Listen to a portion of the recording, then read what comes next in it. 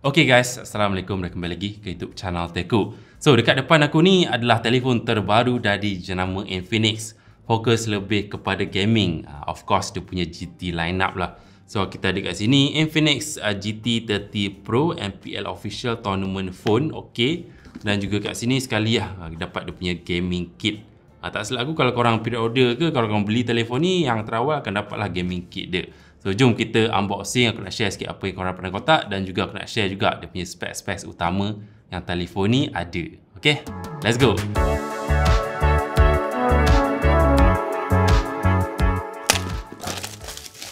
Korang boleh tengok terang-terangan kat sini ada logo MPL kat sini, Mobile Legends Professional League Malaysia. Ini phone rasmi dia. RAM 8GB tambah 8GB 16GB dan juga storan 256GB GT30 Pro GT. Untuk bahagian bawah ni ada dia punya warna dia, iaitu warna Blade White. Okay guys, ini kotak dia. Ada karakter Mobile Legends kat sini. Design dia warna silver guys. GT30 Pro GT Infinix AI ada dia punya feature-feature dia guys. Macam biasalah kita akan dapat dia punya dokumen dan juga dia punya casing dia. Kena juga smoky. Bahagian bawah ni pula kita akan dapat dia punya charger Infinix 45W dan juga dia punya kabel guys, USB Type A ke USB Type C. Okay, ini telefon dia warna Blade White guys. Wah, design dia kali ni aku perasan nampak lebih clean, lebih classy gitu. Nice kan? Warna putih-putih silver macam tu. Okay guys, aku nak setting dulu Infinix GT30 Pro, kita sembang kejap lagi. Okay, sebelum aku nak unboxing gaming kit ni dan juga aku nak cerita dia punya gaming features, chipset dia apa, aku nak sembang dulu pasal dia punya design dia. So korang boleh tengok untuk warna putih ni dia nampak lebih minimalis. Masih lagi ada sentuhan mecha tu, tapi pada bahagian bawah ni lah. Mecha dia bahagian bawah ni ada sikit-sikit saja. Dan kat sini ada tulisan Infinix GT. Kalau korang nampak Infinix GT, ada sentuhan warna orange kat sini. Dan juga sekeliling modul kamera ada orange sikit. Dan juga power button ada orange sikit. Sekeliling dia warna silver, flat, silver atas, sekeliling semua silver. Nampak nice lah, nampak cantik, aku suka lah. Tengok depan, tengok belakang, dia ada rasa macam iPhone ni sikit lah. Yelah, dia ikut trend zaman sekarang. Sebab kalau korang tengok GT20 Pro sebelum ni, dia punya bucu dia memang sharp lah. Dia petak, betul-betul petak. Kali ni lebih smooth dia punya bucu dia. Design bahagian depan, korang boleh tengok dia datang dengan pancul satu dan juga bezel sekeliling yang sangat nipis. Dan sebenarnya aku ada satu lagi telefon GT30 Pro. Sebelum aku dapat telefon yang warna putih ni, aku dapat warna ni dulu. Ini warna Blade White, ini warna dia adalah Dark Flare. Dan kalau korang tengok betul-betul, rekaan dia berbeza guys. Warna berbeza, rekaan sedikit berbeza. Aku rasakan putih ni nampak lebih clean. Yang ni nampak macam lebih mecha lah. Bahagian mecha dia nampak lagi banyak kat sini. Dan sembang pasal design, of course kedua-dua telefon gaming Infinix ni ada lampu pada bahagian belakang. Dia panggil mechanical light wave, bukannya AI Hello Lighting sebab mungkin dia bukan bulat lagi kan. And kita boleh onkan party mode kat sini supaya dia onkan lampu sepanjang masa.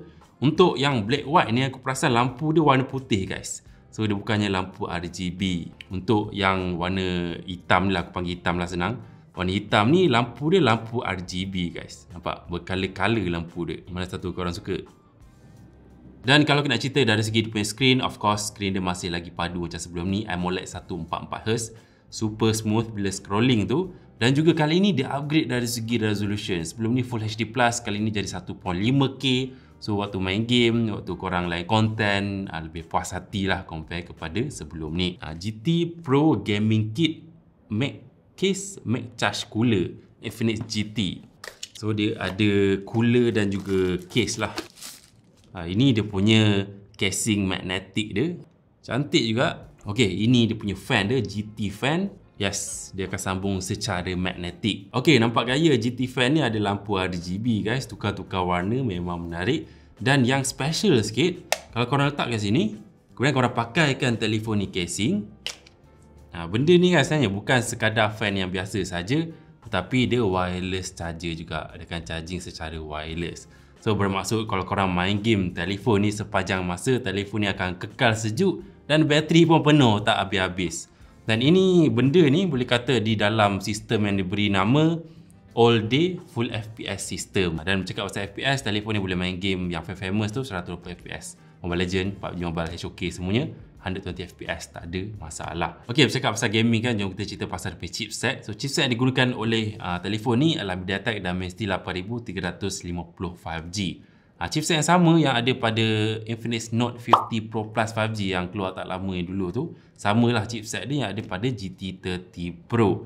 Dan performance dia tak silap korang tu dalam 1.3 1.4 juta performance yang cukup solid lah untuk korang main game. Okey, mungkin korang dah perasan, mungkin korang belum perasan. Telefon ni kalau kita tengok pada bahagian sisi dia, korang akan nampak ada bulat ni guys. Bulat sini, bulat sini. Yang warna hitam ni pun actually ada, cuma tak nampak sangat. Nampak tak?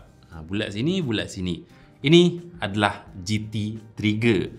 Yes, trigger untuk korang main game lah. Bila korang main game tu alat-alat macam controller gitu. Dan dia bukan mechanical trigger, tapi dia touch trigger. And aku rasakan dia super responsif. Aku dah try main game dengan GT Trigger ni. Aku tunjuk sikit dia punya clip dia.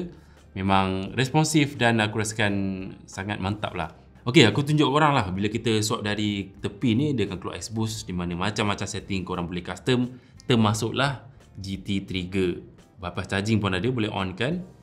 Bawah ni mana? Mana GT Trigger? Ini dia, GT Trigger guys. Bila kita tekan macam-macam setting ada. Yang Teku ni aku dah custom sendiri. Aku tekan tab ni dia pergi mana, tab sini dia pergi mana sebagainya lah.